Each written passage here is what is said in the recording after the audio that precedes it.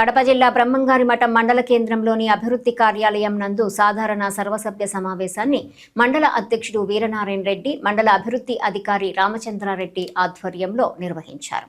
ఈ సందర్భంగా అడుగడుగున అవినీతి, నిర్లక్ష్యం, అలసత్వంతో అధికారులు మండల సర్వసభ్య సమావేశం కొనసాగిస్తున్నారని సిపిఎం జిల్లా కార్యదర్శి వర్గ సభ్యులు జి శివకుమార్ ఆరోపించారు. మండలంలో దీర్ఘకాలంగా పరిష్కారం కాకుండా ఉండిపోయిన సమస్యలను పరిష్కరించాలని డిమాండ్ చేశారు. సిపిఎం బ్రహ్మంగారిమఠం మండల కమిటీ ఆధ్వర్యంలో మండల సర్వసభ్య సమావేశం జరుగుతున్న ఎంపీడీఓ కార్యాలయం ముందు ధర్నా నిర్వహించారు. ధర్నా జరుగుతున్న సందర్భంలో మండల ఎంపీపీ వీరనారాయణ రెడ్డి సమావేశం హాల్లోకి వచ్చి సమస్యలను తెలపవలసిందిగా సిపిఎం నాయకులను కోరారు.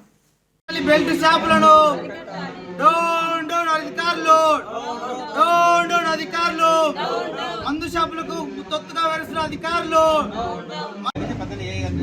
అనేక సార్ పందుల విషయం చెప్పాము. పంచాయతీలో 20 లక్షల రూపాయల పైన గోల్మాల్ జరిగింది.